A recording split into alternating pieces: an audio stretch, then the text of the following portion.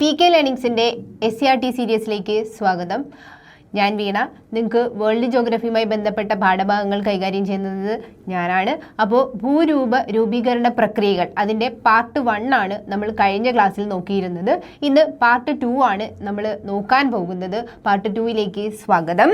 അപ്പോൾ രൂപീകരണ പ്രക്രിയകൾ ഇതിൽ നമ്മൾ കഴിഞ്ഞതിൽ വെതറിങ് അല്ലെ, അപക്ഷയവുമായി ബന്ധപ്പെട്ട് എന്തൊക്കെയുണ്ട്? ബയോളജിക്കൽ വെതറിങ് ഉണ്ട്, മെക്കാനിക്കൽ വെതറിങ് ഉണ്ട്, കെമിക്കൽ വെതറിങ് ഉണ്ട്. അതിൽ തന്നെ മെക്കാനിക്കൽ കെമിക്കൽ വെതറിങ് കഴിഞ്ഞ ദിവസം നമ്മൾ നോക്കിയിട്ടുണ്ടായിരുന്നു. അപ്പോൾ ഇന്ന് നമ്മൾ നോക്കുന്നത് ബയോളജിക്കൽ വെതറിങ്, ജൈവിക അപക്ഷയം. എന്താണ് ജൈവിക അപക്ഷയം? അപ്പോൾ അതായത് ഈ ജൈവിക അപക്ഷയത്തിൽ എങ്ങനെയാണ് ഇവിടെ അപക്ഷയം സംഭവിക്കുന്നത്, വെതറിങ് സംഭവിക്കുന്നത് എന്ന് വെച്ചാൽ എന്താണ് ബയോളജിക്കൽ ആയിട്ടുള്ള, അതായത് ജീവജാലങ്ങളുടെ പ്രവർത്തനങ്ങളിലൂടെ ആയിരിക്കും ഇവിടെ എന്ത് സംഭവിക്കുന്നത്, ശിലകൾ പൊടിയുന്നതും ഒക്കെ സംഭവിക്കുന്നത്. അപ്പോൾ അതെങ്ങനെയാണെന്ന് നോക്കാം. ജീവജാലകങ്ങളുടെ പ്രവർത്തന ഫലമായി ശിലകൾ വിഘടിക്കുകയും തകരുകയും ചെയ്യുന്ന പ്രക്രിയയാണ് ഏതെന്ന് പറയുന്നത് ജൈവിക അപക്ഷയം, ബയോളജിക്കൽ വെതറിങ് എന്ന് പറയുന്നത്. സസ്യങ്ങളുടെ വളർച്ചയും ചലനങ്ങളും ശിലകളിൽ നിന്നുള്ള ധാതുക്കളെയും അയോണുകളെയും നീക്കം ചെയ്യുന്നു. അപ്പോൾ സസ്യങ്ങളുടെ വളർച്ചയും ചലനവും എന്ത് ചെയ്യുന്നുണ്ട്?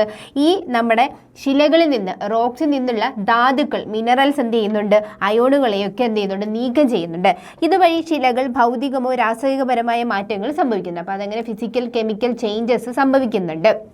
ഇപ്പം നമുക്കറിയാം, ഈ ചില പാറപ്രദേശങ്ങളിലൊക്കെ ചെന്ന് നിൽക്കുമ്പോൾ നമുക്കറിയാം ഈ ശിലകൾക്കിടയിലേക്ക് ഈ പല മരങ്ങളുടെയും പല ചെടികളുടെയൊക്കെ വേര് ആഴ്ന്നിറങ്ങി പോകുന്നത് നമ്മൾ കണ്ടിട്ടുണ്ട്. അപ്പോൾ ഈ വേര് ഇറങ്ങുന്നതിൻ്റെ ഫലമായി ഇപ്പം ബയോളജിക്കൽ ആയിട്ടുള്ള ഈ ചെടി അല്ലെങ്കിൽ മരം, ഈ അങ്ങനെ ജൈവികമായിട്ടുള്ള ഈ ചെടി അല്ലെങ്കിൽ മരത്തിൻ്റെ ഈ ഒരു വേരിറങ്ങി പോകുന്ന വഴി എന്ത് സംഭവിക്കാം? ഈ ശിലകൾക്ക് എന്ത് ചെയ്യാറുണ്ട്? ശില വിഘടിക്കാറുണ്ട്. അപ്പം അങ്ങനെയുള്ളൊരു വിഘടനം, അതാണ് ബയോളജിക്കൽ വെതറിങ്, ജൈവിക അപക്ഷയം എന്ന് പറയുന്നത്. ഇതിൽ നമുക്ക് നോക്കൂ, ചിതൽ മാളങ്ങൾ ഉണ്ടാക്കുന്ന ജീവികളുണ്ട്, മണ്ണിരകളുണ്ട്. എന്നിവ മണ്ണിൽ സുഷിരങ്ങൾ സൃഷ്ടിക്കും അല്ലെ, ഇവ പോർസ് ഉണ്ടാക്കും. ഇപ്പൊ ചിതലാണെങ്കിലും നമ്മുടെ മണ്ണിരകളൊക്കെ ആണെങ്കിലും എന്ത് ചെയ്യും? സുഷിരങ്ങൾ ഉണ്ടാക്കാറുണ്ട്. ഈ സുഷിരങ്ങൾ വഴി ജലവും വായുവും പ്രവേശിച്ച് രാസ അപക്ഷയത്തിന് വഴിയൊരുക്കുന്നുണ്ട്. അപ്പോൾ അതായത് നമ്മൾ കഴിഞ്ഞ ക്ലാസ്സിൽ നമ്മൾ പറഞ്ഞിട്ടുണ്ടായിരുന്നു, വെതറിങ് എന്ന് പറയുന്നത് ഇപ്പോൾ തമ്മിൽ വരെ ഇന്റർ കണക്റ്റിംഗ് ഒക്കെ വരാറുണ്ട്. അപ്പോൾ ഇങ്ങനെ ഈ സുഷിരങ്ങൾ വഴി ജലവും വായുവും പ്രവേശിച്ച് രാസ അപക്ഷയത്തിന് വഴിയൊരുക്കുകയാണ് ചെയ്യുന്നത്. ഇങ്ങനെ ചെറു ജീവജാലങ്ങൾ ശിലകളുടെ ശുദ്ധീകരണത്തിന് കാരണമാകുന്നുണ്ട്. അപ്പോൾ ഈ കുഞ്ഞു ജീവികൾ പോലും എന്തിന് കാരണമാകുന്നുണ്ട്? ഇങ്ങനെ ഒരു അപക്ഷയത്തിന് കാരണമാകുന്നുണ്ട്. മനുഷ്യപ്രവർത്തനങ്ങൾ ആയിട്ടുള്ള നിലമുഴുകൽ ചെയ്യാറുണ്ട്. മനുഷ്യൻ എന്ത് ചെയ്യുന്നുണ്ട്? നിലമുഴുകാറുണ്ട്, കൃഷി ചെയ്യാറുണ്ട്, അഗ്രികൾച്ചർ ആയിട്ടുള്ള ആക്ടിവിറ്റീസ് ചെയ്യുന്നുണ്ട്. അപ്പോൾ ഇങ്ങനെയുള്ള മുതലായവയും ശിലകൾ എന്ത് ചെയ്യുന്നുണ്ട്? വിഘടനത്തിന് കാരണമാകുന്നുണ്ട്. ഇത്തരം പ്രവർത്തനങ്ങൾ ധാതുക്കൾക്ക് ജലം, വായു എന്നിവയുമായി സംയോജിക്കാൻ എന്ത് ചെയ്യുന്നുണ്ട്? അവസരം കൊടുക്കുകയാണ് ചെയ്യുന്നത്. അപ്പോൾ സസ്യമൃഗങ്ങളുടെ ജീർണാവശിഷ്ടങ്ങൾ, ഹ്യൂമിക്, കാർബോണിക് തുടങ്ങിയ ആസിഡുകൾ ഉണ്ടാകുന്നു. അപ്പോൾ സസ്യങ്ങൾ ഇപ്പോൾ നമുക്കറിയാം, ഡീകമ്പോസിഷൻ്റെ ഫലമായിട്ട് ഈ സസ്യങ്ങളാണെങ്കിലും മൃഗങ്ങളാണെങ്കിലും എന്ത് ചെയ്യുന്നു? ഡീകമ്പോസ് ചെയ്തിട്ട് അവിടെ ലാസ്റ്റ് ആസിഡ് ഫോർമേഷൻ, അതായത് ഹ്യൂമിക് ആസിഡ്, അതുപോലെ കാർബോണിക് ആസിഡ്, ഇതുപോലെയുള്ള ആസിഡ് ഫോർമേഷൻ നടത്തുന്നുണ്ട്. ഈ ആസിഡുകൾ എന്ത് ചെയ്യുന്നുണ്ട്? ഈ ഉള്ള റോക്സിനെ തന്നെ, ശിലാഘടകങ്ങളെ തന്നെ എന്ത് ചെയ്യുന്നുണ്ട്? അയയിക്കുന്നുണ്ട്. പാറകളിലെ വിള്ളലുകളിലൂടെ വൃക്ഷവേരുകൾ കയറുന്നു. നേരത്തെ ഞാൻ പറഞ്ഞല്ലോ, പാറകളുള്ള വിള്ളലുകൾ കൂടി എന്ത് ചെയ്യുന്നുണ്ട്? വൃക്ഷങ്ങളുടെ വേരുകൾ കയറുന്നുണ്ട്. വേരുകളുടെ വളർച്ച ശിലകളിൽ മർദ്ദം സൃഷ്ടിക്കാം, ആ ഒരു പ്രഷർ കൊടുക്കുന്നുണ്ട്. ഈ മർദ്ദം എന്ത് ചെയ്യും? ഇത് പൊട്ടിപ്പിളരാനായിട്ട്, ആ ഒരു പാറ പൊട്ടിപ്പിളരാനായിട്ട് കാരണമാകുന്നുണ്ട്. അങ്ങനെ പൊട്ടിപ്പിളർന്ന് പോകുന്നുണ്ട് ഈ പാറ എന്ന് പറയുന്നത്. അപ്പോൾ അതാണ്, നോക്കിക്കേ, പിക്ചർ നോക്കിക്കേ.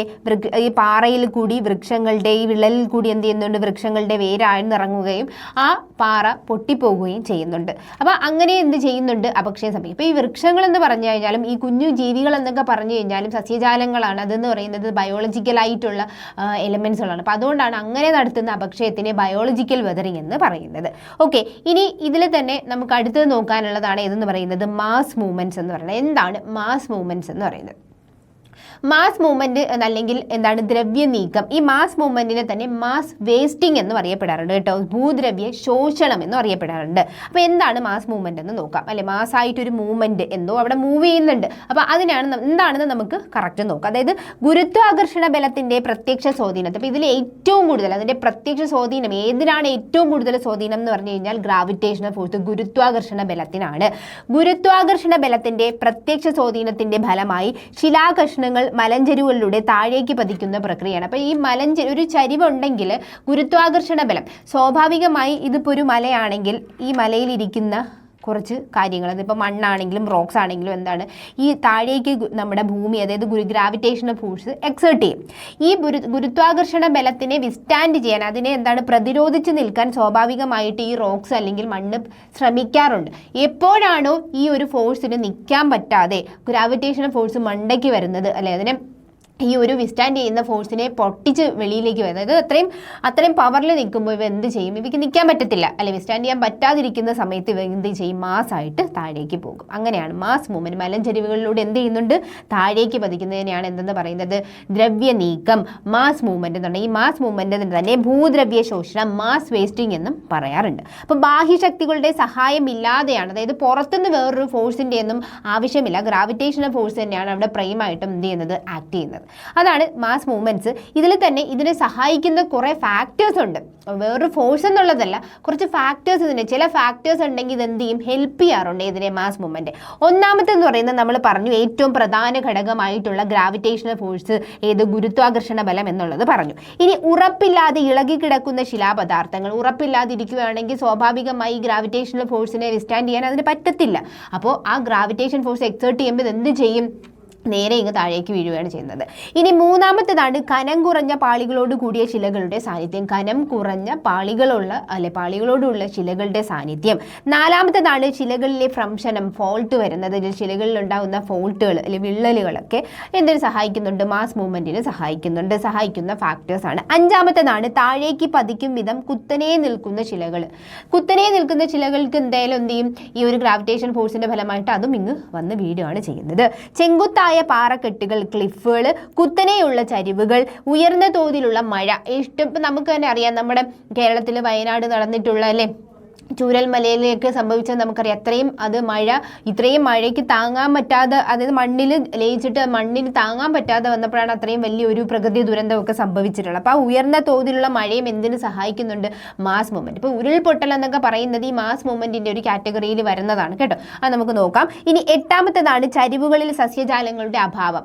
സസ്യജാലങ്ങൾ ഉണ്ടെങ്കിൽ സ്വാഭാവികമായിട്ട് അതിന്റെ വേരെന്ത് ചെയ്യും, പിടിച്ചു നിർത്തും, അല്ലെ. സസ്യജാലങ്ങൾ എന്ത് ചെയ്യുന്നുണ്ട്, വേര് മണ്ണിനെ പിടിച്ചു നിർത്താൻ, ചുറ്റുമുള്ളതിനെയൊക്കെ എന്തെങ്കിലും പിടിച്ചു നിർത്താൻ ശ്രമിക്കും. അപ്പോൾ ഇത് ഇല്ലാന്നുണ്ടെങ്കിലും ഇത് എന്തിലേക്ക് നയിക്കും, മാസ് മൂവ്മെന്റിലേക്ക് നയിക്കും. ഓക്കെ, അപ്പോൾ ഈ ഒരു ഇത് പ്രധാനപ്പെട്ട ഇനി ഇതിൽ തന്നെ ദ്രവ്യനീക്കത്തിൻ്റെ കാരണങ്ങൾ, അതായത് പ്രേരകമായിട്ടുള്ള ഘടകങ്ങൾ എന്താണെന്ന് നോക്കാം. വസ്തുക്കൾക്ക് ഭൂപ്രതലത്തിൽ ഉറച്ചു നിൽക്കാനുള്ള താങ്ങ് അല്ലെങ്കിൽ പ്രകൃതിദത്തമോ കൃത്രിമമായ മാർഗങ്ങളിലൂടെ നഷ്ടപ്പെടുമ്പോൾ, അതായത് വസ്തുക്കൾക്ക് ഭൂപ്രതലത്തിൽ നിൽക്കാനായിട്ട് തന്നെ ഒരു സപ്പോർട്ട് ഉണ്ടാവും. ഈ സപ്പോർട്ട് ചിലപ്പം മനുഷ്യനായിരിക്കാം, അല്ലെങ്കിൽ എന്താണ് പ്രകൃതിദത്തമായ ഒരു നാച്ചുറലി എന്ത് ചെയ്യാം, അത് നഷ്ടപ്പെടുമ്പോഴും എന്ത് സംഭവിക്കാം, മാസ് മൂവ്മെന്റിലേക്ക് നയിക്കുന്നുണ്ട്. ഓക്കെ, ഇനി ഭൂപ്രതലത്തിൻ്റെ ചരിവോ ഉയരമോ കൂടുമ്പോൾ, ഈ ഒരു എന്താണ് ഉയരമോ കൂടുമ്പോഴും എന്ത് സംഭവിക്കാം, ഇങ്ങ് വന്ന് വീഴാനുള്ളൊരു ടെൻഡൻസി അതിന് കൂടുന്നുണ്ട്. മൂന്നാമത്തേതാണ് പ്രകൃതിദത്തമോ കൃത്രിമമായ നികത്തുകളിലൂടെ വസ്തുക്കളുടെ അളവ് വർദ്ധിച്ച് അമിതഭാരം ഉണ്ടാകുമ്പോൾ. നാലാമത്തേത് കനത്ത മഴ മൂലം ചരിവിലെ വസ്തുക്കൾ ജലപൂരിതമാവുകയും, ഞാൻ പറഞ്ഞല്ലോ വയനാട് സംഭവിച്ചത്, അയവ് വരികയും അതുവഴി അമിതഭാരം ഉണ്ടാകുകയും ചെയ്യുമ്പോൾ ഇതിന് എന്താണ് താങ്ങാൻ പറ്റാത്തൊരു സിറ്റുവേഷൻ ആകുമ്പോൾ എന്ത് ചെയ്യും, ഗ്രാവിറ്റേഷണൽ ഫോഴ്സിന്റെ ബലത്താൽ ഇതിങ്ങ് താഴേക്ക് വരുവാണ് ചെയ്യുന്നത്. അപ്പോൾ ഇത് പ്രേരകമായിട്ടുള്ള ഘടകങ്ങൾ. അതിൽ ചരിവ് പ്രദേശങ്ങൾ, അഞ്ചാമത്തേതാണ് ചരിവ് പ്രദേശങ്ങളിൽ നിന്ന് വസ്തുക്കളോ ഭാരമോ നീക്കം ചെയ്യപ്പെടുമ്പോൾ. പിന്നെ ഭൂകമ്പം, അല്ലെ, എർത്ത് ക്വേക്സ്, സ്ഫോടനം, യന്ത്രങ്ങളുടെ പ്രവർത്തനം. ഇപ്പം നമുക്ക് JCB എന്നൊക്കെ പറയുന്നത് അറിയാലോ, യന്ത്രങ്ങളുടെ പ്രവർത്തനം ഉണ്ടാകുമ്പോൾ. തടാകങ്ങളിലെയും ജലസംഭരണികളിലെയും നദികളിലെയും ജലത്തിന്റെ അളവ് വർദ്ധിക്കുമ്പോൾ, ജലം ചരിവുകളിലൂടെ നദീതീരങ്ങളിലൂടെ പുറത്തേക്ക് ഒഴുകുമ്പോൾ സംഭവിക്കാം, അല്ലെ. ഇനി അതുപോലെയാണ് ജലം ഭൂമിയുടെ ഉള്ളിലേക്ക് ക്രമാതീതമായി ഊർന്നിറങ്ങുമ്പോൾ, അല്ലെ. ക്രമാതീതമായി, ഒരു ക്രമത്തിലാണെങ്കിൽ അത് പ്രശ്നമല്ല, ക്രമാതീതമായിട്ട് ഊർന്നിറങ്ങുമ്പോൾ അത് വിഷയമാകാറുണ്ട്. ഇനി നൈസർഗിക സസ്യജാലങ്ങളെ വിവേചനരഹിതമായി വെട്ടി നശിക്കുമ്പോൾ, നേരത്തെ നമ്മൾ പറഞ്ഞല്ലോ സസ്യജാലങ്ങളാവുമ്പോൾ എന്ത് സംഭവിക്കും, അതിന് എന്തിനുള്ള കപ്പാസിറ്റി ഉണ്ട്, അതിൻ്റെ വേരുകൾക്ക്, അതിൻ്റെ റൂട്ടിന് ഇതിനെ പിടിച്ചു നിർത്താനായിട്ടുള്ളൊരു കഴിവുണ്ട്. അപ്പോൾ അതിനെ വെട്ടി നശിപ്പിച്ച് കഴിഞ്ഞാൽ എന്ത് ചെയ്യും, മാസ് മൂവ്മെൻറ്റിലേക്ക് നയിക്കുന്നുണ്ട്. അപ്പോൾ ഈ ദ്രവ്യ നീക്കത്തിനെ തന്നെ നമുക്ക് രണ്ടായിട്ട് തരം തിരിക്കാം, മന്ദചലനങ്ങളും ദ്രുതചലനങ്ങളും. അതായത് വളരെ സ്ലോ ആയിട്ട് പോകുന്നത്, വളരെ ഫാസ്റ്റ് ആയിട്ട്. അപ്പോൾ സ്ലോ മൂവ്മെൻറ്റ്, ഫാസ്റ്റ് മൂവ്മെൻറ്റ് എന്നുള്ള രീതിയിൽ നമുക്കിതിനെ തരം തിരിക്കാം, അല്ലേ. ഈ മാസ് മൂവ്മെൻറ്റ് എന്ന് പറയുന്നത്, അതായത് ദ്രവ്യ നീക്കം എന്ന് പറയുന്നത് ചിലപ്പോൾ പതിയെ പോകാം, അത് ഇച്ചിരി സ്പീഡിൽ പോകാം. അപ്പോൾ അതെങ്ങനെയാണെന്ന് നോക്കാം. ഈ മന്ദചലനം, അതായത് സ്ലോ മൂവ്മെൻറ്റിൽ വരുന്നതാണ് ക്രീപ്പും സോളിഫ്ലക്ഷനും കേട്ടോ. സോളിഫ്ലക്ഷനും ക്രീപ്പും സോളിഫ്ലക്ഷനും. ഈ സോളിഫ്ലക്ഷൻ എന്ന് പറയുന്ന ആ വാക്ക് നമുക്ക് പറയാൻ തന്നെ ഒരു ഇച്ചിരി മന്ദതയില്ലേ, പെട്ടെന്നൊന്നും നമുക്ക് പറയാൻ പറ്റുന്നില്ല. അപ്പോൾ സോളിഫ്ലക്ഷനും ക്രീപ്പും.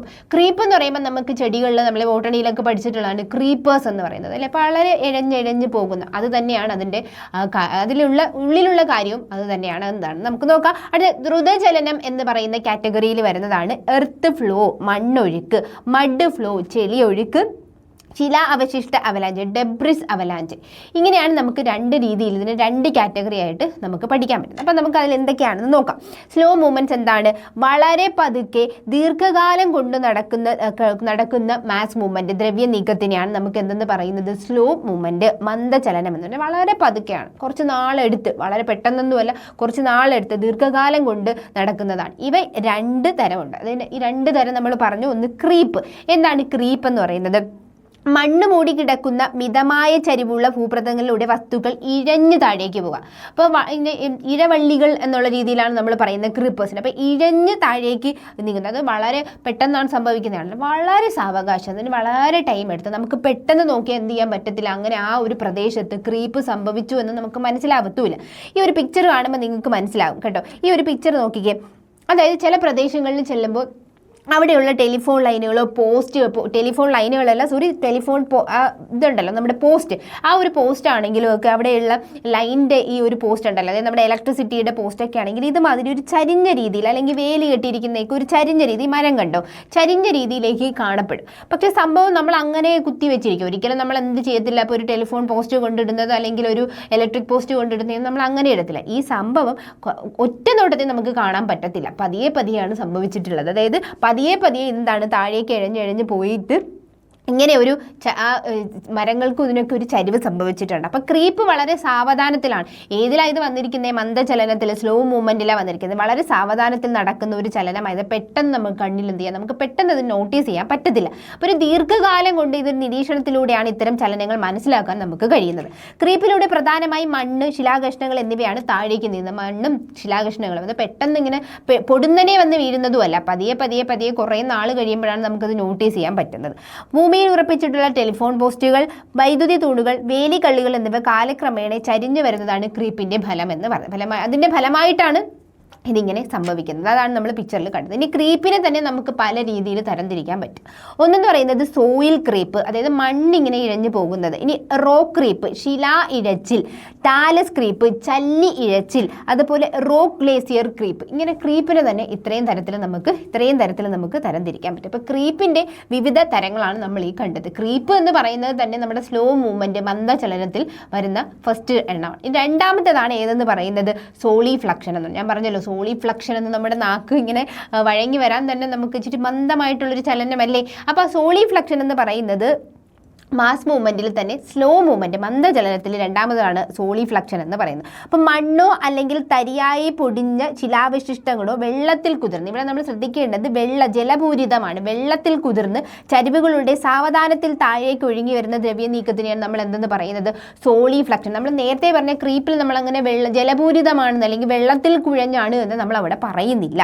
അപ്പം ഇത് സാധാരണയായിട്ട് സംഭവിക്കുന്നത് ആർദ്ര മിതോഷ്ണ മേഖലയിലാണ്. നനവുള്ള മിതോഷ്ണ മേഖലയിലാണ് ഇതെന്ത് സംഭവിക്കുന്നത്, ഈ ഒരു സോളിഫ്ലക്ഷൻ എന്ന് പറയുന്നത് സംഭവിക്കുന്നത്. സാധാരണയായിട്ട് അവിടെയാണ് സംഭവിക്കുന്നത്. ഓക്കെ, ഇനി ദ്രുതചലനങ്ങൾ, അതായത് ദ്രുതമായിട്ടുള്ള ചലനങ്ങൾ എന്ന് പറയുമ്പോഴത്തേക്കും നമുക്ക് വളരെ വേഗത്തിൽ അപ്രതീക്ഷിതമായി സംഭവിക്കുന്ന ദ്രവ്യ നീക്കങ്ങളെയാണ് എന്തെന്ന് പറയുന്നത് ദ്രുതചലനങ്ങൾ എന്ന് പറയുന്നത്. ആർദ്ര കാലാവസ്ഥ അനുഭവപ്പെടുന്ന മേഖലകളാണ് എന്ത് ചെയ്യുന്നത് സാധാരണയായിട്ട് ഇത് കാണപ്പെടുന്നത്. വളരെ കുത്തനെയുള്ള പ്രദേശങ്ങൾ മുതൽ നേരിയ ചലവിത്തര ചലനങ്ങൾ സംഭവിക്കാറുണ്ട്. മണ്ണൊഴുക്ക്, ചെളിയൊഴുക്ക്, ശിലാവശിഷ്ട അവലാഞ്ച് എന്നിവയാണ് പ്രധാന എന്തെന്ന് പറയുന്നത് നമ്മുടെ ഫാസ്റ്റ് മൂവ്മെൻറ്റ്, അതായത് പെട്ടെന്ന് ദ്രുത നടനം എന്നൊക്കെ പറയാറില്ലേ, പെട്ടെന്ന് നടക്കുന്നതാണ് ഇത്. ഇപ്പം ക്രീപ്പും സോളിഫ്ലക്ഷൻ ആണെങ്കിൽ എങ്ങനെയാണ് വളരെ പതുക്കെ നടക്കുന്നതാണ്. ഇനി ദ്രുതചലനങ്ങളിൽ ഫസ്റ്റ് വരുന്നതാണ് എർത്ത് ഫ്ലോ എന്ന് പറയുന്നത്.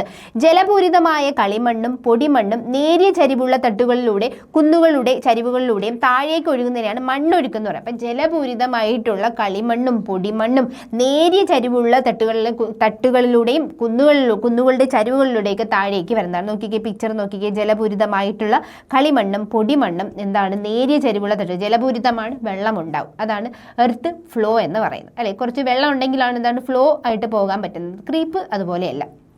ഓക്കെ, ഇനി രണ്ടാമത്തേതാണ് ഈ മണ്ണൊഴുക്ക് പോലെ തന്നെയാണ് മഡ് ഫ്ലോ എന്നുള്ളത്. അപ്പോൾ ഈ മഡ് എന്ന് പറഞ്ഞു കഴിഞ്ഞാൽ സാധാരണ ഇത് സസ്യജാലങ്ങൾ ഇല്ലാത്ത മലഞ്ചെരിവുകളിലാണ് ചെളിയൊഴുക്ക് നന്നായിട്ട് സംഭവിക്കുന്നത്, മഡ് ഫ്ലോ നന്നായിട്ട് സംഭവിക്കുന്നത്. കനത്ത മഴയുണ്ടാകുമ്പോൾ അപക്ഷയം സംഭവിച്ച വസ്തുക്കളുടെ കനത്ത പാളികൾ ജലപൂരിതമായി നിശ്ചിത ചാലുകളുടെ സാവധാനത്തിലോ അതിവേഗത്തിലോ താഴേക്ക് ഒഴുകുന്നതിനെയാണ് ചെളിയൊഴുക്ക് എന്ന് പറയുന്നത്.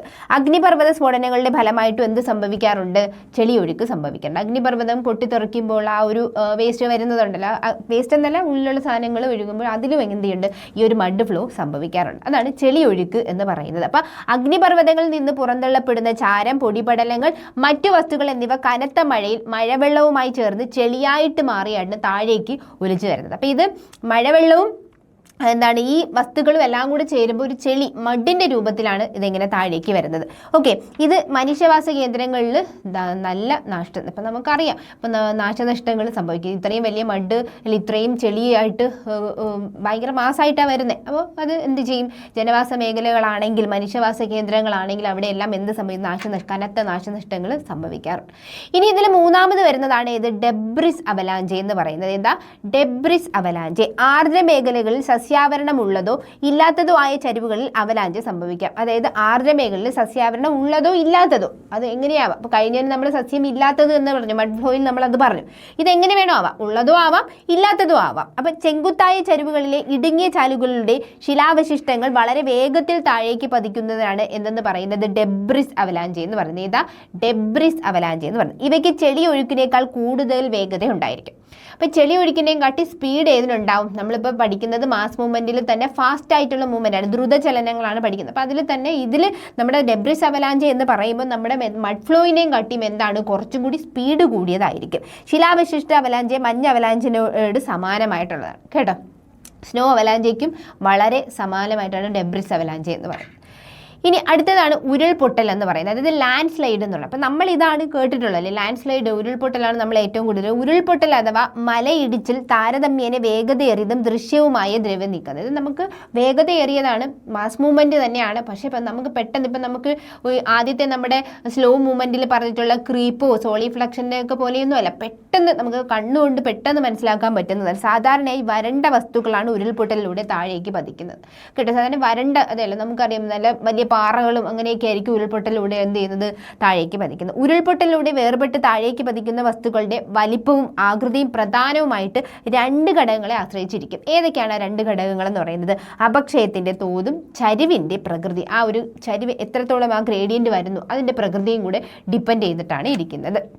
ഇത് നോക്കിക്കേ, നമ്മുടെ ആ ഒരു സമയത്ത് അല്ലെ വളരെ വിഷമം തോന്നിയിട്ടുള്ളതാണ് മുണ്ടക്കയും ആ ചൂരൽമല ആ സ്ഥലത്ത് സംഭവിച്ചിട്ടുള്ളത്. ആ ഒരു ഇതിന് ശേഷം ആ ഭൂമി കിടക്കുന്ന അവസ്ഥയാണ് ഈ ഒരു പിക്ചറിൽ കാണിക്കുന്നത്. ഓക്കെ, ഇനി നമുക്ക് വസ്തുക്കളുടെ ചലന രീതിക്കനുസരിച്ച് ഉരുൾപൊട്ടലിനെ തന്നെ നമുക്ക് നാലായിട്ട് തരംതിരിക്കാം. എത്രയായിട്ട്? നാലായിട്ട് തരംതിരിക്കാം. ഇടിഞ്ഞിറങ്ങൽ, സ്ലംബ്, അതുപോലെ ശിലാതെന്നൽ, റോക്ക് സ്ലൈഡ്, ശിലാവശിഷ്ട തെന്നൽ, ഡബ്രിസ് സ്ലൈഡ്, അതുപോലെ തന്നെ റോക്ക് ഫാൾ. ഇങ്ങനെ ഇത്രയായിട്ട് നമുക്ക് എന്തിനു തരംതിരിക്കാൻ പറ്റും? ലാൻഡ് സ്ലൈഡിനെ, അതായത് വസ്തുക്കളുടെ ചലന രീതിക്കനുസരിച്ചിട്ട് ഉരുൾപൊട്ടലിനെ നാലായിട്ട് തരംതിരിക്കാൻ പറ്റും. ഓക്കെ, ഇനി ഇതിൽ തന്നെ നമുക്ക് ഇടിഞ്ഞിഴങ്ങൽ, സ്ലംബ് എന്താണെന്ന് നോക്കാം. അതായത് ചരിവിന് അനുസൃതമായി ശിലാവശിഷ്ടങ്ങൾ പിന്നിലേക്ക് കറങ്ങി താഴേക്ക് വഴുതി വീഴുന്നതിനെയാണ് ഇടിഞ്ഞിറങ്ങൽ എന്ന് പറയുന്നത്. ഇടിഞ്ഞിറങ്ങൽ എന്താണ്? സ്ലംബ്, അതായത് ചരിവിന് അനുസൃതമായിട്ട് ശിലാവശിഷ്ടങ്ങൾ പിന്നിലേക്ക് കറങ്ങി എന്ത് ചെയ്യും? താഴേക്ക് ഇടിഞ്ഞു വീഴുന്നതിനാണ് ഇടിഞ്ഞിറങ്ങൽ, സ്ലംബ് എന്ന് പറയുന്നത്. ഇനി എന്താണ് റോക്ക് സ്ലൈഡ് എന്ന് പറയുന്നത്? അതായത് ശിലാവശിഷ്ടങ്ങൾ കിഴക്കാങ്കുത്തായ ചരിവുകൾ നോക്കിക്കുക, അതായത് ഭയങ്കര ഇങ്ങനെ കുത്തായിട്ട് നിൽക്കുന്ന സ്ഥലങ്ങളെന്ന് പറയുന്നത് അങ്ങനെയുള്ള ചരിവുകളിൽ നിന്നും താഴേക്ക് പതിക്കുന്നതിനാണ് ശിലയുടെ അവശിഷ്ടങ്ങൾ, അതാണ് റോക്ക് സ്ലൈഡ്, ശിലാവശിഷ്ട തെന്നൽ എന്ന് പറയുന്നത്. എനിക്ക് തോന്നുന്നു ആ വാക്കുകളിൽ തന്നെ നമുക്ക് ഏകദേശം കിട്ടും ശില അവശിഷ്ടങ്ങളുടെ തെന്നൽ എന്ന് പറയുന്നത്. അപ്പോൾ അവിടെ എങ്ങനെയാണ് ശിലാവശിഷ്ടങ്ങൾ കുത്തായ ചരിവുകളിൽ നിന്ന് താഴേക്ക് പതിക്കുന്നതാണ് ശിലാവശിഷ്ട തെന്നൽ എന്ന് പറയുന്നത്. ഇനി എന്താണ് ഡബ്രിസ് സ്ലൈഡ് എന്ന് പറയുന്നത്? ശിലകൾ ശിലാപാളികളുടെ ഉപരിതലത്തിലൂടെയോ ശിലാസന്ധികളിലൂടെയോ ഭ്രംശതലത്തിലൂടെയോ താഴേക്ക് തെന്നി വീഴുന്നതിനാണ് ശിലാ തെന്നൽ എന്ന് പറയുന്നത്. അതായത് ഡെബ്രിസ്, അതായത് ശില തെന്നി വീഴുന്നതാണ്. ഓക്കെ, ഇനി ചെങ്കുത്തായ ചരിവുകളിൽ ശിലാതെന്നൽ വളരെ വേഗതയേറിയതും വിനാശകാരിയുമായിരിക്കും. അതാണ് അതിൻ്റെ കാര്യം. അതായത് ചെങ്കുത്തായിട്ടിരിക്കുമ്പോഴത്തേക്കും അറിയാലോ, ശില വന്ന് പതിക്കുമ്പോൾ അതിന് അതിൻ്റെതായ ബുദ്ധിമുട്ടാണല്ലേ. മനുഷ്യൻ്റെ പുറത്തൊക്കെ ആണെങ്കിലും അത് അല്ലെ, മനുഷ്യൻ്റെ ദേഹത്തൊക്കെ വീഴുന്നതാണെങ്കിൽ അത് വളരെ ബുദ്ധിമുട്ടുള്ളതാണ്. ഓക്കെ, ഇനി എന്താണ് റോക്ക് ഫാൾ, ശിലാവീഴ്ച എന്ന് പറയുന്നത് നോക്കാം. ഒരു ചെങ്കുത്തായ ചരിവിൽ നിന്നും ശില താഴേക്ക് പതിക്കുന്നതാണ് ശിലാവീഴ്ച എന്ന് പറയുന്നത്. അതായത് ചെങ്കുത്തായ ചരിവിൽ കൂടെ റോക്ക് താഴേക്ക് വീഴുന്നതാണ് റോക്ക് ഫാൾ എന്ന് പറയുന്നത്. ശിലാവീഴ്ച ഉണ്ടാകുമ്പോൾ ശിലയുടെ ഉപരിതല പാളിയാണ് ഇളകി താഴോട്ട് വരുന്നത്. അതായത് മുകളിലുള്ള പാളിയായിരിക്കും ഇളകി വീഴുന്നത്. അപ്പോൾ അതുകൊണ്ട് തന്നെ ശിലാതെന്നൽ പോലെ ഇത് ശിലയെ വളരെ ആഴത്തിൽ ബാധിക്കുന്നില്ല. അതായത് ഇതിൻ്റെ പെരിഫറലായിട്ട് അതിൻ്റെ മുകളിലുള്ള പാളി മാത്രമേ എന്ത് ചെയ്യുന്നുള്ളൂ, ഇറങ്ങി വീഴുന്നുള്ളൂ. അപ്പോൾ അതുകൊണ്ട് ശിലാതെന്നൽ പോലെ എന്ത് ചെയ്യുന്നില്ല, ഈ ഒരു ശിലാവീഴ്ച വലിയതായിട്ട് പ്രശ്നമില്ലാതെ അല്ലെ, വലിയ പ്രശ്നം അധികം എന്ത് ചെയ്യുന്നില്ല, ബാധിക്കുന്നില്ല, വലിയ ആഴത്തിൽ ബാധിക്കുന്നില്ല. ഇനി നമുക്ക് നോക്കേണ്ടത്, അതായത് നമ്മൾ ഇതുവരെ എന്താണ് ഭൂരൂപ രൂപീകരണ പ്രക്രിയകൾ നോക്കി. ഇനി നമുക്ക് പല ലാൻഡ് ഫോംസുകൾ നോക്കാറുണ്ടല്ലേ, പല ഭൂരൂപങ്ങൾ. ഇത്രയും നേരം നമ്മൾ നോക്കി അതിന് എന്തൊക്കെ പ്രോസസ്സാണ് നടക്കുന്നത്, എന്തൊക്കെ പ്രോസസ്സാണ് ഇതിനെ ഹെൽപ്പ് ചെയ്യുന്നത്, കുറേ കാര്യങ്ങളാണ് നോക്കി. ഇനി നമുക്കിതിൽ തന്നെ എങ്ങനെയൊക്കെയാണ് ഭൂരൂപങ്ങൾ ഉണ്ടാകുന്നത്, അത് ഏതൊക്കെ പ്രക്രിയയിൽ, അതായത് അപരദന ഭൂരൂപങ്ങളുണ്ട്, നിക്ഷേപ ഭൂരൂപങ്ങളുണ്ട്, അതെന്താണെന്ന് നോക്കാം.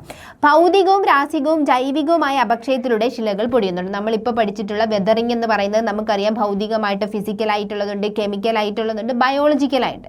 ഈ വെതറിങ്ങളിലൂടെയൊക്കെ തന്നെ എന്ത് സംഭവിക്കുന്നുണ്ട്, ശിലകൾ പൊടിഞ്ഞു രൂപപ്പെട്ട ശിലാവസ്തുക്കളെ ഒഴുകുന്ന വെള്ളം, കാറ്റ്, തിരമാല, ഹിമാനികൾ മുതലേ ബാഹ്യശക്തികൾ ഒരിടത്തുനിന്ന് മറ്റൊരിടത്തേക്ക് നീക്കം ചെയ്യുന്നുണ്ട്. ഈ ഒരു പ്രക്രിയനെയാണ് നമ്മൾ ഇറോഷൻ, അപരദനം എന്ന് പറയുന്നത്. അപ്പോൾ അപക്ഷയം വേറെ, അപരദനം വേറെ, രണ്ട് വാക്കാണ്, ശ്രദ്ധിച്ചോണം. അപക്ഷയം വേറെ, അപരദനം വേറെ. അപരദനം എന്ന് പറയുന്നത് എന്താണ്, ഇറോഷനാണ്. ഇറോഷൻ ഇത് ഇങ്ങനെ വെതറിങ് അല്ലെങ്കിൽ അപക്ഷയം സംഭവിച്ചിട്ടുള്ള ഈ ശിലാ അവശിഷ്ടങ്ങൾ അല്ലെങ്കിൽ ശിലാവസ്തുക്കളെ ഇതുപോലെയുള്ള ഏജന്റുകൾ, അതായത് വെള്ളം, കാറ്റ്, തിരമാല, ഹിമാനികളൊക്കെ എന്ത് ചെയ്യുന്നുണ്ട്, ഒരു സ്ഥലത്ത് നിന്ന് മറ്റൊരു സ്ഥലത്തിലേക്ക് നീക്കിക്കൊണ്ടുവരുന്നത്. അതാണ് നമ്മൾ ഇറോഷൻ, അപരദനം എന്ന് പറയുന്നത്. ഈ വസ്തുക്കൾ താഴ്ന്ന പ്രദേശത്തേക്ക് നിക്ഷേപിക്കപ്പെടുന്നതാണ്. അപ്പം ഈ കൊണ്ടുപോയി കഴിഞ്ഞാൽ ഈ കൊണ്ടുപോകുന്ന ഇത് എപ്പോഴും ഇങ്ങനെ അവർക്ക് കൊണ്ടുപോകാൻ പറ്റത്തില്ല. അതിൻ്റെ ഒരു വെലോസിറ്റി, ഇപ്പോൾ ഒഴുകുന്ന ജലമാണെങ്കിൽ അത് സെഡിമെൻറ്റ്സ് കൊണ്ടുപോകുന്നുണ്ട്, അത് എപ്പോഴും അതിന് കൊണ്ടുപോകാൻ പറ്റത്തില്ല. അതിൻ്റെ ഒരു ആ ഒഴുകുന്ന ജലത്തിൻ്റെ വെലോസിറ്റിയൊക്കെ കുറയുമ്പോൾ, സ്പീഡ് കുറയുമ്പോൾ എന്ത് ചെയ്യും, ഒരു സ്ഥലത്ത് കൊണ്ട് ഡിപ്പോസിറ്റ് ചെയ്യും അല്ലേ. അങ്ങനെ ഡിപ്പോസിറ്റ് ചെയ്യുന്നതിനെയാണ് നിക്ഷേപണം, ഡിപ്പോസിഷൻ എന്ന് പറയുന്നത് കേട്ടോ, നിക്ഷേപണം എന്ന് പറയുന്നത്. അപ്പം ബാഹ്യശക്തികൾ അപരദനത്തിനും നിക്ഷേപണത്തിനും കാരണമാകുന്നുണ്ട്. അപ്പോൾ ഈ വെളിയിൽ നിന്നുള്ളൊരു ഫോഴ്സ് എന്ത് ചെയ്യുന്നുണ്ട്, ഈ ഒരു അപരദനത്തിനും എന്ത് ചെയ്യുന്നുണ്ട്, ഇറോഷനും ഡിപ്പോസിഷനും കാരണമാകുന്നു. ഭൂമിയുടെ ഉപരിതലത്തിൽ അപരദനം, നിക്ഷേപണം എന്നീ പ്രക്രിയകളുടെ രൂപപ്പെടുന്ന ഭൂരൂപങ്ങളുണ്ട്. അപ്പോൾ അതായത് ഇപ്പോൾ ഈ ഒരു ബാഹ്യശക്തികളായിട്ടുള്ള ഇങ്ങനെ ഈ ഒരു പ്രോസസ്സിനെ ഹെൽപ്പ് ചെയ്യുന്ന ജിയോമോർഫിക് ഏജന്റുകൾ എന്നാണ് പറയുന്നത് കേട്ടോ, ഭൂരൂപീകരണ കാരകങ്ങൾ എന്നാണ് പറയുന്നത്. അപ്പോൾ ഈ അതായത് ഇപ്പോൾ കാറ്റാണെങ്കിലും, ഇപ്പം നമ്മുടെ ഈ ഒഴുകുന്ന ജലമാണെങ്കിലും, ഹിമാനി ആണെങ്കിലും, തിരമാലയാണെങ്കിലും ഒക്കെ ഇതിനെ ഹെൽപ്പ് ചെയ്യുന്ന ഒരു ഏജന്റ്, കാരകങ്ങളാണ്. അപ്പോൾ ഇവരുടെ എല്ലാം ഇറോഷണൽ ആണെങ്കിലും ഡിപ്പോസിഷണൽ ആണെങ്കിലും, ഇവരുടെ എല്ലാം അപരദനമാണെങ്കിലും നിക്ഷേപമാണെങ്കിലും ഓരോ ലാൻഡ് ഫോം രൂപീകരിക്കപ്പെടുകയാണ് ചെയ്യുന്നത്. അങ്ങനെ രൂപീകരിക്കപ്പെടുന്ന ലാൻഡ് ഫോമുകളുടെ പേര്, അപ്പോൾ ഇറോഷണൽ ഇതിലാണ് രൂപപ്പെടുന്നതെങ്കിൽ ആ ഒരു പ്രോസസ്സ് ആണെങ്കിൽ അതിനെ ഇറോഷണൽ ലാൻഡ് ഫോംസ് എന്നും, എന്നാൽ ഇതിലേക്ക് തന്നെ ഡിപ്പോസിഷന്റെ ഫലമായി ഉണ്ടാകുന്ന ലാൻഡ് ഫോംസ് ആണെങ്കിൽ അതിനെ ഡിപ്പോസിഷണൽ ലാൻഡ് ഫോംസ് എന്നും പറയും. ഓക്കെ, അപ്പോൾ ഭൂമിയുടെ ഉപരിതലത്തിൽ അപരദനം, നിക്ഷേപം എന്നീ പ്രക്രിയയിലൂടെ രൂപപ്പെടുന്ന ഭൂരൂപങ്ങളെ അപരദന ഭൂരൂപം, ഇറോഷണൽ ലാൻഡ് ഫോംസ് എന്നും, നിക്ഷേപ ഭൂരൂപങ്ങൾ, ഡിപ്പോസിഷണൽ ലാൻഡ് ഫോംസ് എന്നും പറയാറുണ്ട്. അപ്പോൾ ഇത്രയും മനസ്സിലായി എന്ന് വിചാരിക്കുന്നത്. അതായത് ജിയോമോർഫിക് ഏജന്റുകളുണ്ട്, ഈ ഏജന്റുകൾ തന്നെ അവരുടെ തന്നെ ഇറോഷനിലാണോ, അവർ തന്നെ എന്താണ് ഡിപ്പോസിഷൻ ആണ്, അവർ ഇറോഷൻ നടത്തിയാണോ ആ ലാൻഡ് ഫോം ഉണ്ടാക്കിയിരിക്കുന്നത്, അവർ ഈ ഡിപ്പോസിഷൻ നടത്തിയിട്ടാണോ ലാൻഡ് ഫോം ഉണ്ടാക്കിയിരിക്കുന്നത് എന്നനുസരിച്ചിട്ടാണ് ഈ ലാൻഡ് ഫോമുകൾ തരംതിരിച്ചിരിക്കുന്നത്. അത് തന്നെ ഇറോഷണൽ ലാൻഡ് ഫോംസും ഉണ്ട്, ഡിപ്പോസിഷണൽ ലാൻഡ് ഫോംസും ഉണ്ട്. ഓക്കെ, ഇനി ഈ ഞാൻ നേരത്തെ പറഞ്ഞ ഭൂരൂപ സഹായികൾ, ഭൂരൂപ രൂപീകരണ കാരകങ്ങൾ, ജിയോമോർഫിക് ഏജന്റ്, അതെന്താണെന്ന് നോക്കാം. അതായത് ഭൗമ വസ്തുക്കളെ നീക്കം ചെയ്ത് വഹിച്ചു കൊണ്ടുപോകുവാനും പിന്നീട് അവയെ മറ്റൊരിടത്ത് നിക്ഷേപിക്കാനും കഴിയുന്ന സഹായികളാണ്. അതായത് ഭൗമ വസ്തുക്കളെ നീക്കം ചെയ്ത് വഹിച്ചു കൊണ്ടുപോകുവാനും പിന്നെ അവയെ എന്ത് ചെയ്യുന്നുണ്ട്, മറ്റൊരിടത്ത് കൊണ്ട് നിക്ഷേപിക്കും, ഡിപ്പോസിറ്റ് ചെയ്യാനും സഹായിക്കുന്നതാണ് ഏതെന്ന് പറയുന്നത് ഭൂരൂപീകരണ കാരകങ്ങളെന്ന്. അപ്പോൾ അതിൻ്റെ എക്സാമ്പിൾ ഞാൻ നേരത്തെ പറഞ്ഞു, റണ്ണിങ് വാട്ടർ, ഒഴുകുന്ന ജലമുണ്ട്, പിന്നെ അതുപോലെ തന്നെ ഗ്രൗണ്ട് വാട്ടർ, ഭൂഗർഭ ജലമുണ്ട്, ഹിമാനി, ഗ്ലേസിയർ ഉണ്ട്, കാറ്റുണ്ട്, വിൻഡുണ്ട്, തിരമാല, വേവ് ഉണ്ട്. അപ്പോൾ ഇവയ്ക്കെല്ലാം എന്തുണ്ട്? ഇപ്പോൾ നമ്മുടെ റണ്ണിങ് വാട്ടർ എടുത്തു കഴിഞ്ഞാൽ അതിന് തന്നെ ഇറോഷണൽ ലാൻഡ് ഫോംസും ഉണ്ടാവും, ഡിപ്പോസിഷണൽ ലാൻഡ് ഫോംസ് ഉണ്ടാവും. അതുപോലെ തന്നെ ഗ്രൗണ്ട് വാട്ടർ എടുത്തു കഴിഞ്ഞാൽ അതിന് തന്നെ ഇറോഷണൽ ലാൻഡ് ഫോംസ് ഉണ്ടാവും, എന്താണ് ഡിപ്പോസിഷണൽ ലാൻഡ് ഫോംസ് ഉണ്ടാവും. അപ്പോൾ വളരെ വ്യക്തമായി പഠിക്കുക എക്സാമുകൾക്ക്, അല്ലേ? എക്സാമുക്ക് അതായത് ഇപ്പോൾ 10th ലെവൽ ആയിക്കോട്ടെ, ഡിഗ്രി ലെവൽ ആയിക്കോട്ടെ, ഏത് എക്സാം ആയിക്കോട്ടെ, ഇതിൽ സ്റ്റേറ്റ്മെൻ്റ് ആയിട്ട് ഇവർ ചോദിക്കാറുണ്ട്. പ്രത്യേകിച്ച് ഞാൻ ഡിഗ്രി ലെവലിന് ഒരുപാട് കണ്ടിട്ടുണ്ട്, 10th ലെവലിനും കണ്ടിട്ടുണ്ട്. അതായത് ഇപ്പം ഇതിൻ്റെയൊക്കെ സ്റ്റേറ്റ്മെൻറ്റിൽ ഇപ്പോൾ ഒരു ലാൻഡ് ഫോം എടുത്തിട്ട് അത് നമ്മുടെ ഭൂഗർഭജലത്തിൻ്റെ ഡിപ്പോസിഷൻ ലാൻഡ് ഫോം ആണ് എന്നുള്ളൊരു സ്റ്റേറ്റ്മെൻറ്റ്, അത് ശരിയാണോ തെറ്റാണോ എന്നുള്ളത് നമുക്കറിയണം. അപ്പോൾ ഇത് വ്യക്തമായി പഠിക്കുക കേട്ടോ, എല്ലാം വളരെ വ്യക്തം. ഓരോന്നിൻ്റെയും ഡിപ്പോസിഷൻ ഇറോഷൻ ലാൻഡ് ഫോംസ് വ്യക്തമായി പഠിക്കുക. ചിലപ്പോൾ ഓഡ് വൺ ഔട്ടായിട്ടൊക്കെ ചോദിക്കും, അല്ലെ? താഴെ കൊടുത്തിരിക്കുന്നത് ഇറോഷൻ ലാൻഡ് ഫോംസ് അല്ലാത്തത് ഏത്, താഴെ തന്നിരിക്കുന്നതിൽ ഡിപ്പോസിഷൻ ലാൻഡ് ഫോംസ് ആകുന്നത് ഏത് എന്നുള്ള രീതിയിലൊക്കെ ക്വസ്റ്റ്യൻസ് പ്രതീക്ഷിക്കാം. അപ്പോൾ ഇതാണ് ജിയോമോർഫിക് ഏജന്റ് എന്ന് പറയുന്നത്. അപ്പോൾ അതിൽ തന്നെ നമ്മൾ ആദ്യം എടുക്കുന്നത് എന്ന് പറയുന്നത് നദികൾ, റണ്ണിങ് വാട്ടർ, ഒഴുകുന്ന ജലത്തിനെയാണ് നമ്മൾ എടുക്കുന്നത്. അതിൻ്റെ ഫസ്റ്റ് ആയിട്ട് നമ്മൾ എടുത്തിരിക്കുന്നത് ഏതാണ്? നദികൾ അല്ലെങ്കിൽ ഒഴുകുന്ന ജലം. ജിയോമോർഫിക് ഏജന്റ് ആയിട്ടുള്ള ഒഴുകുന്ന ജലം, റണ്ണിങ് വാട്ടറിനെയാണ് നമ്മൾ എടുത്തിരിക്കുന്നത്. അതിൽ തന്നെ ഒഴുകുന്ന വെള്ളത്തിന് രണ്ട് ഘടകങ്ങൾ. അതായത് ഇപ്പോൾ ഇങ്ങനെ ഒഴുകുന്ന ജലത്തിന് തന്നെ ഇതിൻ്റെ ഓവർലാൻഡ് ഫ്ലോ, ഇതിൻ്റെ മുകളിൽ കൂടെയുള്ള ഒരു ഫ്ലോ, അല്ലെ? അതായത് ഒരു വിരിപ്പ് പോലെ കാണാൻ പറ്റുന്ന ഫ്ലോയും ഉണ്ട്. പക്ഷേ ഇതൊരു വാലി ആണെന്ന് വിചാരിച്ചു, ഈ വാലിയിൽ കൂടി ഇങ്ങനെ ഒരു നദി അല്ലെങ്കിൽ ഒഴുകുന്ന ജലം, നദി ഒഴുകുകയാണെന്ന് വെച്ചാൽ, അപ്പോൾ അതിനാണെങ്കിൽ നമുക്ക് ഒരു വര പോലെയല്ലേ, ഒരു രേഖ പോലെയാണ്, നമുക്കിപ്പോൾ ദൂരം എന്നൊക്കെ നോക്കി കാണുമ്പോൾ ഒരു രേഖ പോലെയാണ് കാണപ്പെടുന്നത്. അപ്പോൾ അങ്ങനെ രേഖീയ ഫ്ലോയും ഉണ്ട്. അപ്പോൾ അതായത് ഒരു ഭൗമോപരിതലത്തിലൂടെ ഒരു നേർത്ത വിരിപ്പ് പോലെയുള്ള മേലൊഴുക്ക് ഓവർലാൻഡ് ഫ്ലോയും, താഴ്വരയിലെ ചാലുകളിലെ നദികൾ അങ്ങനെ ഒഴുകുന്ന അതിങ്ങനെയുള്ള നീരൊഴുക്കിനെ നമുക്ക് എന്തെന്ന് പറയാം? രേഖീയ ഒഴുക്ക്, ലീനിയർ ഫ്ലോ എന്ന് നമുക്ക് പറയാൻ പറ്റും. അപ്പോൾ അതാണ് നദികൾ ഒഴുകുന്ന ജലത്തിൻ്റെ ആ ഒരു രണ്ട് ഓവർലാൻഡ് ഫ്ലോയും ലീനിയർ ഫ്ലോയും. എന്താണ് മേലൊഴുക്ക് എന്നുള്ളതും എന്താണ് രേഖീയ ഒഴുക്ക് എന്നുള്ളതും നമ്മൾ നോക്കിക്കഴിഞ്ഞു. ഇനി ഉപരിതലത്തിലൂടെയുള്ള മേലൊഴുക്ക് പാളിക അപരദത്തിന്, അതായത് മുകളിൽ കൂടി ഇങ്ങനെ പോകുന്നതിന് ഷീറ്റ് ഇറോഷന് കാരണമാകും. മുകളിൽ കൂടി ഇങ്ങനെ പോകുന്ന മേലൊഴുക്കിന് ഓവർലാൻഡ് ഫ്ലോ എന്ത് സംഭവിക്കുന്നുണ്ട്? അവിടെ എന്തിന് കാരണമാകുന്നുണ്ട്? ഷീറ്റ് ഇറോഷൻ, അതായത് പാളിക അപരദനത്തിനാണ് കാരണമാകുന്നത്. ഓക്കെ, ഇനി നമ്മുടെ ഉപരിതല ജലപ്രവാഹം മൂലം രൂപപ്പെടുന്ന ചെറുതും ഇടുങ്ങിയതുമായ നീർച്ചാലുകൾ, ചെറിയ നീർച്ചാലുകൾ, ഇതിനെയാണ് നമ്മൾ റിൽസ് എന്ന് പറയുന്നത്. എന്താ റിൽസ് എന്ന് പറയുന്നത്? അപ്പോൾ ആദ്യം രൂപപ്പെടുന്നത് ചെറിയതായിട്ടുള്ള റിൽസ് ആയിട്ട് ചെറിയ ചാലുകളായിരിക്കും. ഇനി റില്ലുകൾ ക്രമേണ എന്ത് ചെയ്യും? വലുതാവാൻ തുടങ്ങും. വലിയ രീതിയിൽ വലുതായി വരുന്നതാണ് ഗള്ളീസ് എന്ന് പറയുന്നത്. എന്താണ് വലുതായി കുറച്ചും കൂടെ ചാലുകൾ കുറച്ചും കൂടെ വലിയ ഇതിലോട്ടാവുന്നതാണ് റിൽസ്. എന്തായിട്ട് മാറും? ഗള്ളീസ് ആയിട്ട് മാറും.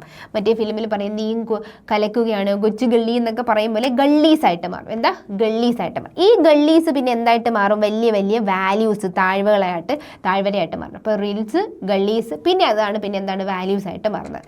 ഓക്കെ, അപ്പോൾ ഒരു നദി ഉത്ഭവിക്കുന്ന പ്രദേശത്തെ, അതായത് ഒരു നദി ഒരു സ്ഥലത്ത് നിന്ന് തുടങ്ങുവാണ്, അതിൻ്റെ ഉത്ഭവ പ്രദേശം, അതാണ് അതിൻ്റെ പ്രഭവ സ്ഥാനം, സോഴ്സ് എന്ന് പറയുന്നത്. എന്താണ് സോഴ്സ് എന്ന് പറയുന്നത്? ഇത് വളരെ ശ്രദ്ധിച്ചിരിക്കുക. ഒരു നദി ഉത്ഭവിക്കുന്ന പ്രദേശത്തിന് എന്തെന്ന് പറയും? സോഴ്സ് എന്ന് പറയും.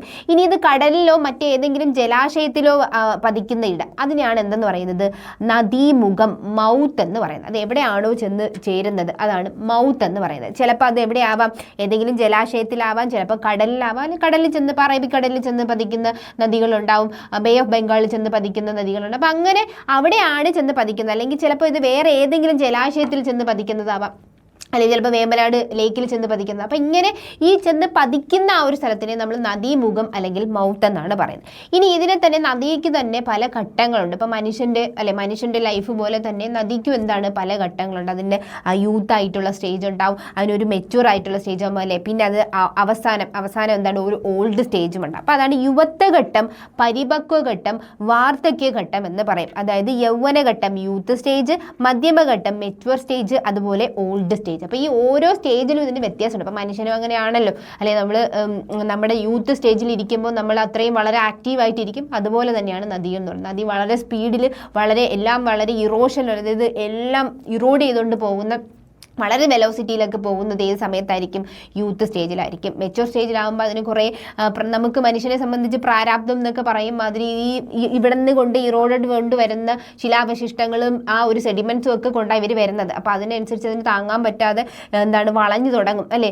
കുറച്ചൊന്ന് വളഞ്ഞു തുടങ്ങും. കാര്യം ഈ സാധനം എല്ലാം കൂടി വെയിറ്റിലാണ് നിൽക്കുക, അപ്പോൾ അതിങ്ങനെ വളഞ്ഞു തുടങ്ങും. അപ്പോൾ മനുഷ്യൻ്റെ പോലെ തന്നെയാണ് യൂത്ത് സ്റ്റേജും മെച്യൂർ സ്റ്റേജും ഓൾഡ് സ്റ്റേജും. ഏതിന് പറയാൻ പറ്റും? നമുക്ക് നദിയെ പറയാൻ പറ്റും. പിന്നെ നമ്മുടെ കുഞ്ഞു ക്ലാസ്സിലൊക്കെ ഇതിനെ ഉപരിഘട്ടം, മധ്യഘട്ടം, കീഴ്ഘട്ടം എന്നാണ് ഇതിനെ തരംതിരിച്ചിരിക്കുന്നത്. അതെന്താണെന്ന് നോക്കാം. ഉപരിഘട്ടം എന്ന് പറയുന്നത് നദിയുടെ ഉത്ഭവ പ്രദേശമാണ്. അതായത് നമ്മൾ എവിടെ നിന്നാണോ തുടങ്ങുന്നത്, നമ്മൾ നേരത്തെ പറഞ്ഞല്ലോ പ്രഭവ സ്ഥാനം, സോഴ്സ് എവിടെ നിന്നാ, ഇപ്പൊ ഈ ഒരു മല എടുത്തു കഴിഞ്ഞാൽ ഇവിടെ നിന്നാ തുടങ്ങുന്നത്. ആ കുത്തനെയുള്ള ചരിവിലൂടെ നദി ഒഴുകുന്നു. ഈ കുത്തനെയുള്ള ചരിവിലൂടെയാണിത് മിക്കുള്ള നദി. ഇപ്പൊ നമ്മുടെ ഹിമാലയൻ റിവേഴ്സ് ഒക്കെ എടുക്കുമ്പോൾ അറിയാലോ, ഇതൊക്കെ ഉത്ഭവിക്കുന്നത് മലകളിൽ നിന്ന്, കുത്തനെയുള്ള മലകളിൽ നിന്നായിരിക്കും ഇത് ഉത്ഭവിക്കുന്നത്. ഇനി ഞാൻ പറഞ്ഞു ശക്തമായ അപരദന പ്രവർത്തനമാണ് നടക്കുന്നത്. കാര്യം നല്ല സ്പീഡിനാണ് വരുന്ന ആ ഒരു ചരിവും ഉണ്ട്, ഗ്രേഡിയൻറ്റും ഉണ്ട്. അപ്പോൾ അതെന്ത് സംഭവിക്കുന്നുണ്ട്, ശക്തമായിട്ടുള്ള അപരദനം, ശക്തമായിട്ടുള്ള ഇറോഷൻ അവിടെ നടക്കുന്നുണ്ട്. ഇനി നിക്ഷേപണ പ്രവർത്തനങ്ങൾ ഇല്ല ഇതിന്. കാര്യം നിക്ഷേപണ പ്രവർത്തനങ്ങൾ എന്ന് പറയുന്നത് കാര്യം ഇത്രയും വെലോസിറ്റിയിൽ പോകുന്നുണ്ട് തന്നെ അവിടെ ഡിപ്പോസിറ്റ് ചെയ്യാനുള്ളൊരു സമയം കിട്ടുന്നില്ല. കല്ലേ അത് പെട്ടെന്ന് അങ്ങ് പോവുക, വളരെ സ്പീഡിന് പോവുകയാണ്. അപ്പോൾ അതുകൊണ്ട് അതിന് നിക്ഷേപണ പ്രവർത്തനങ്ങളില്ല. താഴ്വരകൾ, വെള്ളച്ചാട്ടം തുടങ്ങിയ ഭൂരൂപം, അപ്പോൾ അത് നമ്മൾ വളരെ ശ്രദ്ധിക്കുക. താഴ്വര വാല്യൂസും അതുപോലെ തന്നെ വാട്ടർഫോൾസ്, റാപ്പിഡ്സ് ഇതെല്ലാം കാണപ്പെടുന്നത് ഏത് ഘട്ടത്തിലാണെന്ന് വെച്ചാൽ ഉപരിഘട്ടത്തിലാണ്. ഉപരിഘട്ടത്തിലാണ് ഇത് കാണപ്പെടുന്നത്. ഇനി മധ്യഘട്ടത്തിൽ എത്തുമ്പോൾ എന്താ സംഭവിക്കുന്നത്, ഇത് അടിവാരത്തു കൂടിയാണ് ഒഴുകുന്നത്. ഈ അടിവാരത്തു കൂടി ഒഴുകി അപരദനവും നിക്ഷേപണ പ്രവർത്തനങ്ങളും സജീവമായിട്ട് നടക്കുന്നുണ്ട്. ഇത് മിയാൻഡറുകൾ, ഓക്സ്ബോ തടാകങ്ങൾ തുടങ്ങിയ ഭൂരൂപങ്ങൾ കാണപ്പെടുന്നു. മിയാൻഡേഴ്സും ഓക്സ്ബോ ലേക്സും. അപ്പോൾ നമ്മൾ ഇനി പഠിക്കും അല്ലെ, മിയാൻഡേഴ്സും ഓക്സ്ബോ ലേക്സ് എന്തൊക്കെയാണെന്നുള്ളത് നമ്മൾ പഠിക്കും. അപ്പോൾ ഈ മിയാൻഡേഴ്സും ഇങ്ങനെ വളഞ്ഞ് ഒഴുകുന്ന ഒരു വളയുന്നതിനെയാണ് മിയാൻഡറിങ് എന്ന് പറയുന്നത്. നദി അങ്ങനെ വളയുന്നതിനാണ് മിയാൻഡറിങ് എന്ന് പറയുന്നത്. ഈ കുറേ നദി ഇങ്ങനെ വളഞ്ഞു വരുമ്പോൾ ഈ ഇവിടെ എന്തെങ്കിലും ഡിപ്പോസിഷനോ എന്തെങ്കിലും കാരണം ഇതിൻ്റെ മെയിൻ സോഴ്സിൽ നിന്ന് ഡിറ്റാച്ച് ആയിപ്പോൾ, അപ്പോൾ ഒരു എന്താണ് ഓക്സ്ബോ അല്ലെ, നമ്മുടെ കുതിരലാടം എന്നൊക്കെ പറയില്ല, അതുമാതിരി ഓക്സ്ബോയുടെ ഷേപ്പിലേക്ക് മാറും. അതിനെയാണ് നമ്മൾ ഓക്സ്ബോ ലേക്ക് എന്നൊക്കെ പറയുന്നത്. അപ്പോൾ ഈ ഓക്സ്ബോ ലേക്ക് ഇതുപോലെ മിയാൻഡറുകൾ എന്നിവ ഭൂരൂപങ്ങൾ അങ്ങനെയുള്ള ലാൻഡ് ഫോംസ് മെയിനായിട്ടും കാണപ്പെടുന്നത് മധ്യഘട്ടത്തിലാണ്. അത് ഉപരിഘട്ടത്തിലുമല്ല, മധ്യഘട്ടത്തിലാണ് കാണപ്പെടുന്നത്. ഇനി എന്താണ് കീഴ്ഘട്ടം? കീഴ്ഘട്ടത്തിൽ എന്താണ് പ്രത്യേകത? സമതല പ്രദേശത്തു കൂടിയാണ് ഒഴുകുന്നത്, അല്ലെ വളരെ പ്ലെയിൻ ആയിട്ടുള്ള ഏരിയയിൽ കൂടി, പ്ലെയിൻസിൽ കൂടിയാണ് നദി എന്ത് ചെയ്യുന്നത്, ഒഴുകുന്നത്. അപ്പം നിക്ഷേപണ പ്രവർത്തനങ്ങൾ സജീവമാണ്. കാര്യം അത്രയും വെലോസിറ്റി ഒന്നുമില്ല, വളരെ സാവകാശമാണ് പോകുന്നത്. അപ്പോൾ ഇത് കൊണ്ടുവന്നിട്ടുള്ള സെഡിമെന്റ്സിനെല്ലാം ഇവർ എന്ത് ചെയ്യുന്നുണ്ട്, പല സ്ഥലങ്ങളിലെല്ലാം നിക്ഷേപിക്കുന്നുണ്ട്. പ്രളയ സമതലങ്ങൾ, ഡെൽറ്റ തുടങ്ങിയ നിക്ഷേപണ ഭൂരൂപങ്ങൾ, അതായത് നമുക്കറിയാം ഇതിൻ്റെ മൗത്ത് റീജിയനിലായിരിക്കും അല്ലെ നദി മുഖം കണ്ടു, ഇതിന്റെ മൗത്ത് റീജിയൻസിലായിരിക്കും എന്ത് ഇങ്ങനെ നിക്ഷേപിച്ച് ഡെൽറ്റ പോലെയുള്ള നിക്ഷേപണ ഭൂരൂപങ്ങൾ ഉണ്ടാക്കുന്നത്. അപ്പോൾ പ്രളയ സമതലങ്ങൾ, ഫ്ലഡ് പ്ലെയിൻസ്, ഡെൽറ്റ പോലുള്ള എന്ത് സംഭവിക്കുന്നുണ്ട്, നിക്ഷേപണ ഭൂരൂപങ്ങൾ, ഡിപ്പോസിഷൻ ലാൻഡ് ഫോംസ് ഉണ്ടാക്കുന്നത് ഈ കീഴ്ഘട്ടത്തിലാണ്. അപ്പോൾ ഇത്രയാണ് നദിയുടെ ഓരോ ഘട്ടങ്ങൾ, ഉപരിഘട്ടം, മധ്യഘട്ടം, അതുപോലെ തന്നെ കീഴ്ഘട്ടം എന്ന് പറയുന്നത്. ഓക്കെ, ഇനി നമുക്ക് നദിയുടെ അപരദനം എങ്ങനെയാണെന്ന് നോക്കാം, നദിയുടെ ഇറോഷൻ എങ്ങനെയാണെന്ന് നോക്കാം. അതായത് നദിയുടെ അപരദന തീവ്രതയെ സ്വാധീനിക്കുന്ന കുറേ ഫാക്ടേഴ്സ് ഉണ്ട്. അതായത് ഇറോഷൻ, നദി എങ്ങനെയാണ് ഇറോഷന് നദീനെ എങ്ങനെ ഹെൽപ്പ് ചെയ്യുന്ന കുറേ ഫാക്ടേഴ്സ് ആരൊക്കെയാണെന്ന് നോക്കാം. ആ ഫാക്ടേഴ്സാണ് ഒഴുക്കിൻ്റെ വേഗം. അത് എത്രത്തോളം ആ നദി എത്ര വേഗതയിലൂടെ പോകുന്നു എന്ന ആ ഒരു ഒഴുക്കുണ്ടല്ലോ, ആ ഫ്ലോ, അതിൻ്റെ വേഗത അതിനെ ഡിപ്പെൻഡ് ചെയ്യും. അതുപോലെ ഒഴുകുന്ന പ്രദേശത്തിൻ്റെ ചരിവ്, സ്ലോപ്പ്, ചരിവ് കൂടുന്തോറും എന്ത് ചെയ്യുന്നുണ്ട്, ആ ഇറോഷൻ നന്നായിട്ട് നടക്കും. ഇനി ശിലാഘടന, റോക്ക് സ്ട്രക്ചർ എല്ലാം ഇതിനെന്ത് ചെയ്യുന്നുണ്ട്, സ്വാധീനിക്കുന്ന ഘടകങ്ങളാണ്. അപ്പം നദിയുടെ അപരദനത്തിനെ സ്വാധീനിക്കുന്ന ഘടകങ്ങളാണ്. നദി ഒഴുകിക്കൊണ്ടു പോകുന്ന ചരൽ, മണൽ, ഉരുളൻ കല്ലുകൾ തുടങ്ങിയ ശിലാപദാർത്ഥങ്ങൾ അടിത്തട്ടിലും ഇരുവശങ്ങളിലുമുള്ള ശിലകളിൽ എന്ത് ചെയ്യും, ഉരസും. അപ്പോൾ ഒരു നദി ഇങ്ങനെ കൊണ്ടുപോകുമ്പോൾ ഇത് ചരളും മണലും എന്താണ് ഉരുളം കല്ലൊക്കെ കൊണ്ടുപോകും. ഇത് പോകുന്ന വഴിക്ക് എന്ത് ചെയ്യും, ഈ ഇരുവശത്തിലുള്ള ശിലകൾ, ഇപ്പോൾ ഇങ്ങനെ പോകുന്ന നദി, ഇതിൻ്റെ ഇരുവശങ്ങളിലൊക്കെ ശിലകൾ കാണും. ഈ പോകുന്ന നദിയിൽ കുറേ ഉരുളം കല്ലും ചരളും ഒക്കെ കാണും. ഇവയും തമ്മിൽ എന്ത് ചെയ്യും, ഉരസിയാണ് പോകുന്നത്. അപ്പോൾ അങ്ങനെ ഉരസുന്നത് മൂലം പാറകൾക്ക് എന്ത് സംഭവിക്കും, കുറേ, അപ്പോൾ നദി ഇങ്ങനെ ഒഴുകിക്കൊണ്ടേയിരിക്കുക, കണ്ടിന്യൂസ് ആയിട്ട് ഒഴുകിക്കൊണ്ടിരിക്കുക. അപ്പോൾ എപ്പോഴും ഇങ്ങനെ ഇത് കോണ്ടാക്ട് വരുന്നുണ്ട്. അങ്ങനെ ഇങ്ങനെ ഇതിന് തുടർച്ചയായി വരുമ്പോൾ ഇതിനെന്ത് ചെയ്യും, തേയ്മാനം ഉണ്ടാകുന്നതിന് കാരണം ഈ അടുത്ത പ്രദേശത്തുള്ള ഈ പാറകൾക്കൊക്കെ എന്ത് ചെയ്യും, തേയ്മാനം ഉണ്ടാകാനായിട്ട് കാരണമാകുന്നുണ്ട്. അപ്പോൾ ഇപ്രകാരമുള്ള ഈ ഒരു അപരദനത്തെ ഇങ്ങനെയുള്ളതിനെയാണ് നമ്മൾ എന്തെന്ന് പറയുന്നത്, അപഘർഷണം. ഈ വാക്കുകളൊക്കെ ശ്രദ്ധിച്ചോണം. അപഘർഷണം, അബ്രേഷൻ അല്ലെങ്കിൽ കൊറേഷൻ എന്ന് പറയും. അബ്രേഷൻ അല്ലെങ്കിൽ കൊറേഷൻ എന്ന് പറയും. അപഘർഷണം നദിയുടെ അടിത്തട്ടിലും വശങ്ങളിലും മാറ്റം വരുന്നുണ്ട്. അപ്പോൾ അത് വശങ്ങളിൽ മാത്രമല്ല, നദിയുടെ ഉള്ളിലും ഈ പ്രക്രിയ നടക്കുന്നുണ്ട്, അടിത്തട്ടിലും ഈ ഒരു പ്രക്രിയ നടക്കുന്നുണ്ട്. അത് അവിടെയും മാറ്റം വരുത്തുന്നുണ്ട്.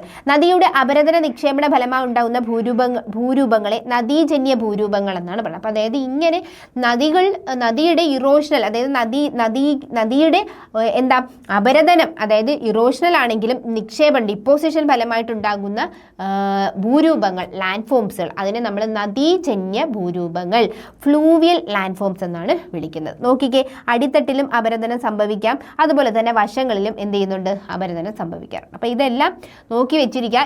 ഇങ്ങനെ നദിയുടെ നിക്ഷേപണ, അതുപോലെ തന്നെ അപരദനത്തിൻ്റെ ഫലമായിട്ടുണ്ടാകുന്ന ഭൂരൂപങ്ങൾ എന്തെന്നാ പറയുന്നത്? ഫ്ലൂവിയൽ ലാൻഡ് ഫോംസ്, നദീജന്യ ഭൂരൂപങ്ങൾ എന്നാണ് പറയുന്നത്. അപ്പോൾ ഇതാണ് നമുക്ക് ഇന്നത്തെ ഈ ക്ലാസ്സിൽ നമുക്ക് നോക്കാനുള്ളത്. അപ്പോൾ ഇനി നമ്മൾ അടുത്ത ക്ലാസ്സിൽ നോക്കുന്നതെന്ന് പറയുന്നത് ഇതിൽ തന്നെ ഇപ്പം നമ്മളിപ്പോൾ ഇതിൻ്റെ ഡിപ്പോസിഷൻ, ഇതിൻ്റെ ഇറോഷൻ അല്ലെ കാര്യങ്ങളൊക്കെ പഠിച്ചു. അപ്പോൾ ഇതിൽ തന്നെ ഇങ്ങനെ ഈ ഇറോഷനിൽ എന്തെല്ലാം ലാൻഡ് ഫോംസിലുണ്ട്, ഡിപ്പോസിഷനിൽ എന്തൊക്കെ ലാൻഡ് ഫോംസ് ഉണ്ടെന്നുള്ളത് വ്യക്തമായി നോക്കുക. അതുപോലെ തന്നെ അടുത്ത ഏജൻ്റ് ആയിട്ടുള്ള ഗ്രൗണ്ട് വാട്ടർ കാണും, അടുത്ത ഏജൻ്റ് ആയിട്ടുള്ള വിൻഡ്, ഇവർക്കെല്ലാവർക്കും ഇറോഷണൽ ഡിപ്പോസിഷൻ ലാൻഡ് ഫോംസ് ഉണ്ട്. അതെല്ലാം ഓരോന്നായിട്ട് നമ്മൾ എടുത്ത് പഠിക്കുന്നതാണ്. അപ്പോൾ ഈ ക്ലാസ്സിൽ, അതായത് നമ്മൾ ഇന്ന് എടുത്ത ഈ ക്ലാസ്സിൽ റെഫറൻസ് ആയിട്ടെന്ന് പറയുന്നത് ക്ലാസ് 8 ചാപ്റ്റർ 3 ഓൾഡ് ആയിട്ടുള്ള SCERT ആണ്. നമ്മൾ കഴിഞ്ഞ ക്ലാസ്സിൽ പറഞ്ഞിട്ടുള്ളതല്ല, ഞാൻ എക്സ്ട്രാ വന്നിട്ടുള്ളതെന്ന് പറയുന്നത് നമ്മുടെ class 11 chapter 7 SCERT class 11 +1 chapter 7 ആണ്. ക്ലാസ് 10 അതായത് പഴയ 10 SCERT ക്ലാസ് 9 ചാപ്റ്റർ 4 ഓൾഡ് പഴയതാണ്. പിന്നെ SCERT 11 തന്നെ ചാപ്റ്റർ 6ഉം 7ഉം. അപ്പോൾ അതായത് SCERTയുടെ +1 6ഉം 7ഉം നന്നായിട്ട് നോക്കുക. ഈ ഒരു ചാപ്റ്റർ പഠിക്കുമ്പോൾ നന്നായിട്ട് ഈ പറഞ്ഞിട്ടുള്ള എല്ലാ ചാപ്റ്റേഴ്സും ഒന്ന് ഓട്ടിച്ച് വായിച്ച് ഈ ക്ലാസ്സും കണ്ട് നോക്കുക. നന്നായിട്ട് പഠിക്കുക. കാര്യം എക്സാമിന് ക്വസ്റ്റ്യൻസ് വരുന്നതാണ്. ഏത് ലെവലിലായാലും ഈ ഒരു ഏരിയയിൽ നിന്ന് ക്വസ്റ്റ്യൻസ് വരുന്നതാണ്. നന്നായി പഠിക്കുക. അപ്പോൾ ഇതിൻ്റെ അടുത്ത ഭാഗവുമായിട്ട്, അടുത്ത ലാൻഡ് ഫോംസിൻ്റെ കാര്യങ്ങളുമായിട്ട് നമുക്ക് വീണ്ടും കാണാം.